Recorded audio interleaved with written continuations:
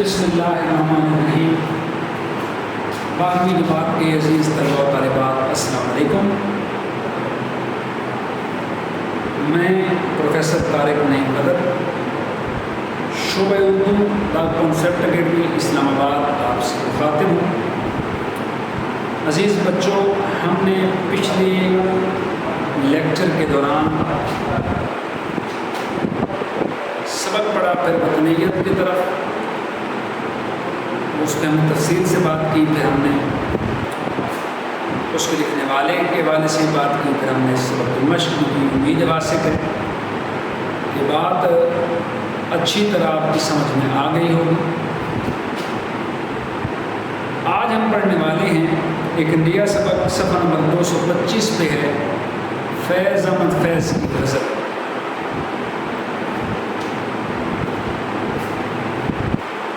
بڑے دنوں سے میرے دل کا تخت خالی تھا، بڑے دنوں سے میرے دل کا تخت خالی تھا،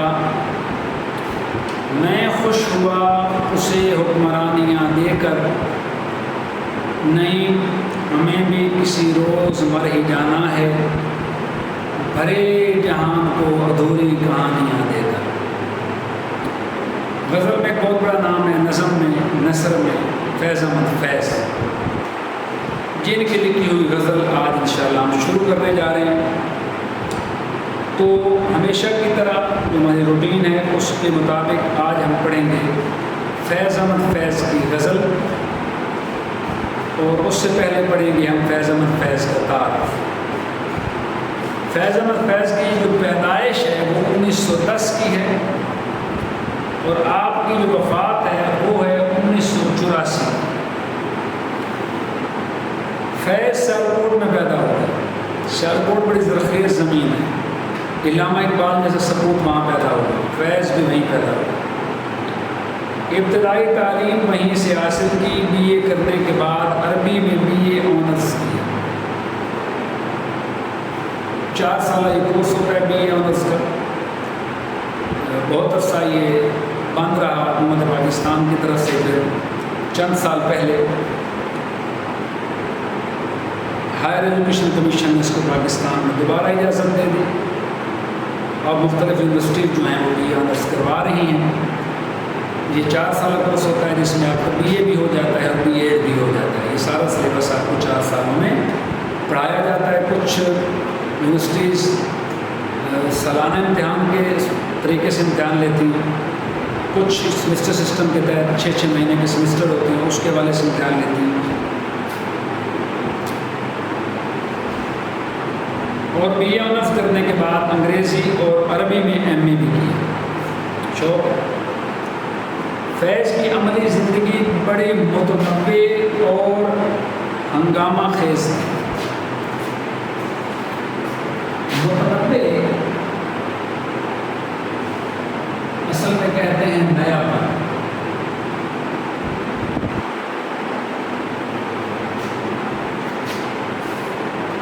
یہاں مراد لے سکتے ہیں کہ ان کی زندگی میں روز نئی نئی باتیں، نئے نئے تماشے ہوتے رہے۔ ہنگامہ خیز تھی، کچھ عرصہ فوج میں بھی ملازمت کی، راولپنڈی سازش کیس میں گرفتار ہوئے اور سب کو یقین تھا کہ انہیں پھانسی ہو جائے گی، مگر انہیں 2.5 سال قید کی سزا ملی۔ راولپنڈی سازش کیس ایک ایسا کیس ہے جس میں کچھ لوگوں کی بغاوت کا ذکر ہے، انہوں نے حکومت وقت سے بغاوت کی، یہ سازش پکڑی گئی اور اس میں فیض کا شامل ہونا بھی ثابت ہوا۔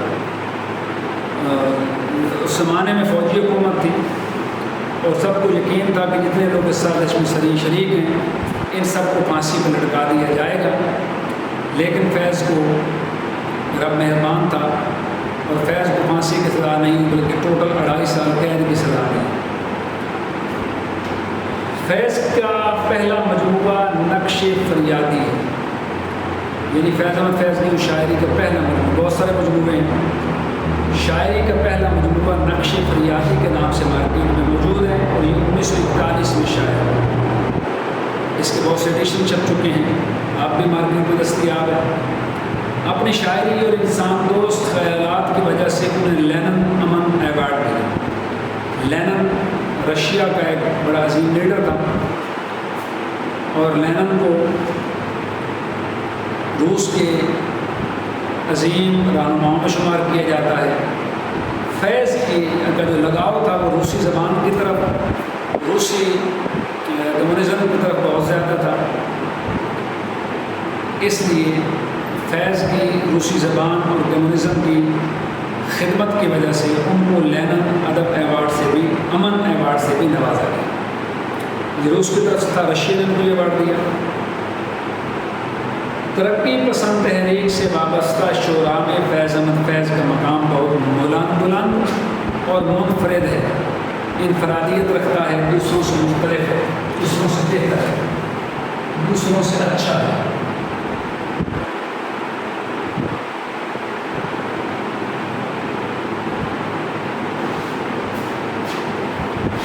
ترقی پسند تحریک ایک تحریک تھی، انجمن ترقی پسند مصنفین۔ اس میں وہ لوگ شامل تھے جو روایتی شاعری سے جان چھڑا کے شاعری کو اور کتابوں کو، یعنی نثر کو نئی بلندیوں تک لے جانا چاہتے تھے، وہ تبدیلی چاہتے تھے۔ ان میں ترقی پسند تحریک کے جو لوگ تھے اس میں مصنفین بھی شامل تھے، یعنی کتابیں لکھنے والے، اس میں شاعر بھی شامل تھے، اور ان شاعروں میں فیض احمد فیض کا جو مقام ہے وہ بلند ہے۔ فیض کو پیکر تراشی میں خاص ملکہ حاصل تھا۔ ملکہ کے معنی کہتے ہیں کمال، قابو بھی لکھ سکتے ہیں۔ پیکر کہتے ہیں انسان کو، جسم کو، تراشی میں تراشنا، بنانا۔ پیکر تراشی لفظوں سے جسم کھڑا کر دینا، لفظوں سے اس چیز کو اپنے سامنے موجود پاتا ہوا محسوس کرنا۔ ملکہ کے معنی قابو یا کمال، آپ کو کمال حاصل تھا۔ پیکر تراشی میں آپ کسی کی بات حوالے سے بات کرنا چاہتے تو ان کا انداز گفتگو ایسا ہوتا کہ جس شخص کے بارے میں، جس چیز کے بارے میں بات کی جا رہی ہے، یوں لگتا کہ وہ چیز میرے سامنے، وہ جسم، وہ انسان میرے سامنے موجود ہے۔ لفظی تصویر کشی، لفظوں سے فوٹو کھینچ کے رکھ دینا، لفظوں سے تصویر بنا دینا، اس میں ان کو خاص مہارت ہے۔ وہی بات ہم نے پہلے بھی آنی، وہ سراسر جمالیات کے شاعر ہیں، خوبصورتی کے شاعر ہیں، جمال خوبصورتی کے شاعر ہیں۔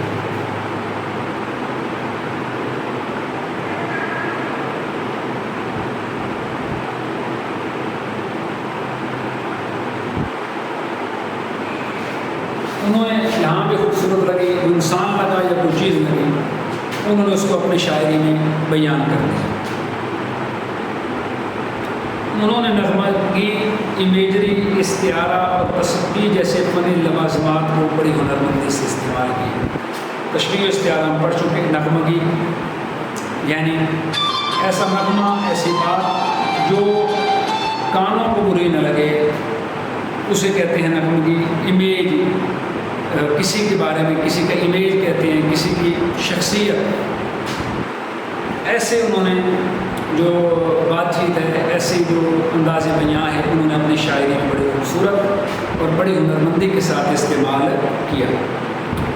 فیض اردو شاعری کے روایات سے بخوبی آگاہ تھے اور فارسی انگریزی شاعری سے بھی واقف تھے۔ ان کی شاعری کا آغاز رومان اور وجدان سے ہوتا ہے۔ وجدان الہام کو کہتے ہیں، وجد میں آ جانا معنی مستی چھا جانا۔ ان کی شاعری پڑھ کے انسان وجدان کا شکار ہو جاتا ہے، مستی کا شکار ہو جاتا ہے، سر دھنتا ہے۔ ان کی شاعری میں اتنی خوبصورتی اور نغمگی پائی جاتی ہے کہ وہ کیفیت انسان پہ طاری ہو جاتی ہے۔ رومانٹک ہونا، رومانس کرنا، اس حوالے سے رومان ہے کہ آپ کی جو شاعری ہے اس میں خوبصورتی پائی جاتی ہے، اس میں جو الفاظ اور انداز بیاں اختیار کیا گیا، اس میں محبت اور ایک گہری جو وارفتگی ہے وہ موجود ہے۔ لیکن زندگی کے سخت اور کڑے حقائق جلد ہی ان کی شاعری کی مستقل راہ متعین کر دیتے ہیں، تعین کر دینا، ترتیب دے دینا۔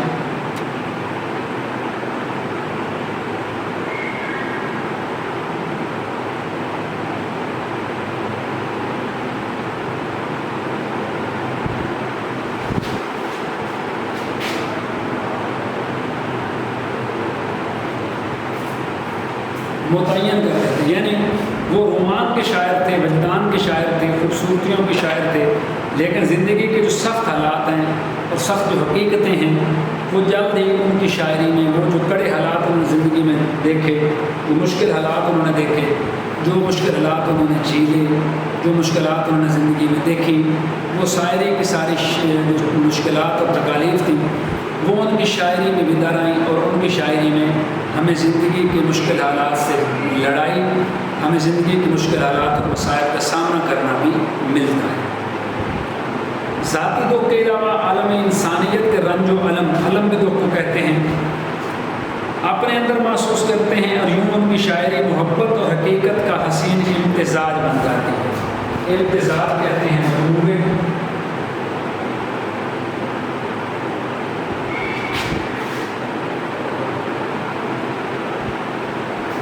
چیزوں کو ملاپ کو، امتزاج ملاپ کو بھی کہتے ہیں،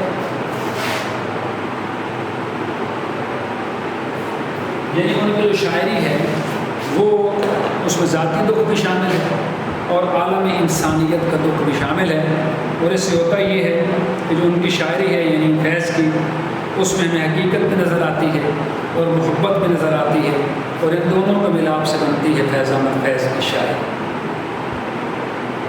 مجموعہ ہے کلام، کچھ کتابوں کے نام ہیں جو کتابیں انہوں نے لکھی ہیں۔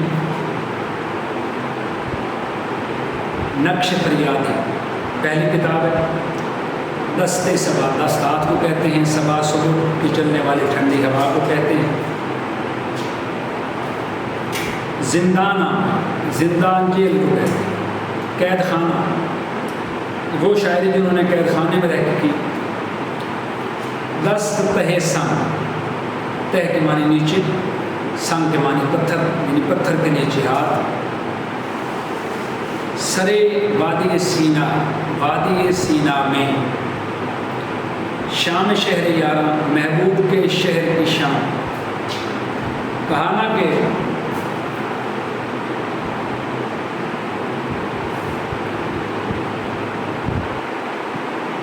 تیرے شہر میں آئیں گے، چلے جائیں گے، ہم تمہیں یوں ہی ستائیں گے، چلے جائیں گے، ہاتھ سے ہاتھ ملانے کو سدا ترسو گے،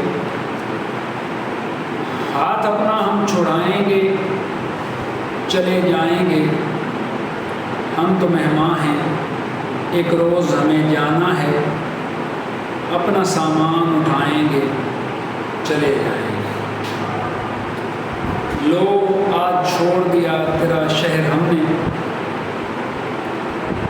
لو آج چھوڑ دیا تیرا شہر ہم نے، اس طرف کعبہ بھی ہوا تو سجدہ نہ کریں گے۔ اور اسی والے سے ایک اور شعر ہے کہ لو آج آخری تصویر بھی جلا دی میں نے، لو آج آخری تصویر بھی جلا دی میں نے، جس سے تیرے شہر کے پھولوں کی مہک آتی تھی۔ میرے دل میرے مسافر اور غبار ایام، ایام جون کی جمع ہے، گزرے ہوئے دنوں کی مٹی، راکھ یا خاک۔ یہ تھا آج کا سبق۔ انشاءاللہ اگلے لیکچر کے دوران ہم شروع کریں گے فیض کی لکھی ہوئی غزل۔ تو کہا تھا نا کہ یوں سوتے ہوئے مت چھوڑ کے جانا، کہا تھا نا کہ یوں سوتے ہوئے مت چھوڑ کے جانا، مجھے بے شک جگا دینا، بتا دینا تمہیں رستہ بدلنا ہے، میری حد سے نکلنا ہے۔ تمہیں کس بات کا ڈر تھا کہ میں تمہیں جانے نہیں دیتا، کہیں پہ قید کر لیتا؟ ارے پاگل، محبت کی طبیعت میں زبردستی نہیں ہوتی، جنہیں رستہ بدلنا ہو انہیں رستہ بدلنے سے، جنہیں حد سے نکلنا ہو انہیں حد سے نکلنے سے، نہ کوئی روک پایا ہے نہ کوئی روک پائے گا، تو تمہیں کس بات کا ڈر تھا؟ کہا تھا نا کہ یوں سوتے ہوئے مت چھوڑ کے جانا۔ یہ تھی آپ کا آج کا سبق۔ انشاءاللہ اگلے لیکچر میں ہم پڑھیں گے فیض احمد فیض کی غزل تو تب تک کے لیے اجازت، بہت شکریہ، اللہ نے یہ بات